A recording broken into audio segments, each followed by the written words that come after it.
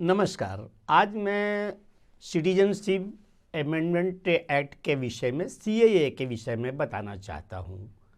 बताऊँगा इस विषय में स्पष्ट करके बहुत से लोगों को यह भली प्रकार समझ में बात आ नहीं रही होगी कि आखिर सीएए है क्या।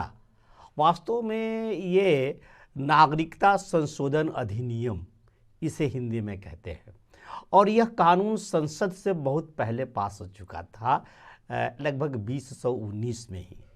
परंतु इस कानून के पास हो जाने के बावजूद भी लागू करने में डर यह था, और डर यह नहीं था, यथार्थ की बात है कि विपक्ष तथा अन्य प्रकार के संगठन और संस्थाएं इसका भारी विरोध इस बिना पर करता क्योंकि उन्हें भड़काकर रखा गया है कि यह कानून सीएए भारत में रह रहे मुसलमानों को प्रभावित करेगा, उसकी नागरिकता को पर इफेक्ट डालेगा, जबकि यह सरासर गलत है। भारत में रहने वाले किसी भी प्रकार के लोगों को यह कानून प्रभावित नहीं करेगा।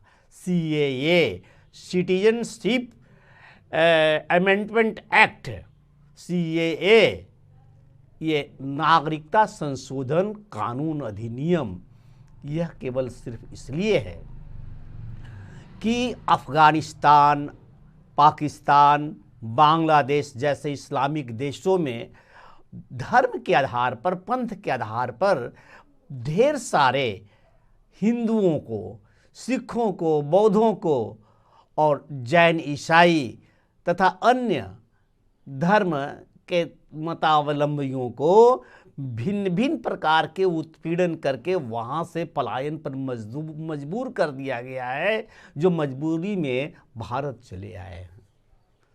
और इनकी संख्या अधिक है और ये बाट जोह रहे हैं कि अब जाए तो कहाँ जाएं।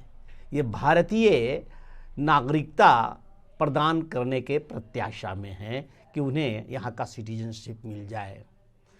तो भारत में पाकिस्तान, अफगानिस्तान, बांग्लादेश से सताए गए ये जो हिंदू हैं, हिंदू संवर्ग के हैं, अपने केशधारी सिख भाई भी हिंदू ही हैं, बौद्ध जैन भी हिंदू के ही एक अंग हैं। अन्यथा एक ही प्रकार से पाकिस्तान सभी को ये इस्लामी देश क्यों हाँकता, और यहाँ हैं। बताइए, वे तो यहाँ चले आए, लेकिन भारत से अगर हिंदुओं को भागना होगा, यदि जागरूक नहीं होंगे तो आज न कल तो ऐसा होगा ही होगा। वे भागकर कहाँ जाएंगे और उनको कौन शरण देगा? नागरिकता की तो बात ही छोड़ दीजिए।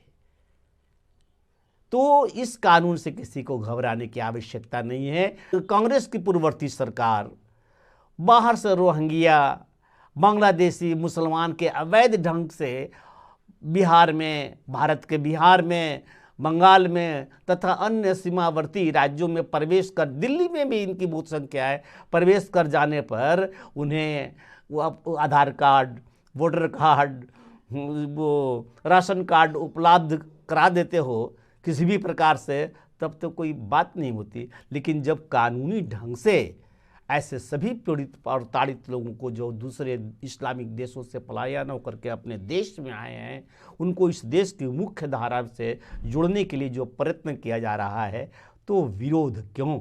आशा है आप इस अधिनियम के विषय में समझ सके होंगे। मैं ज्ञानचंद प्रसाद मेहता, मेहता टॉक से। नमस्कार।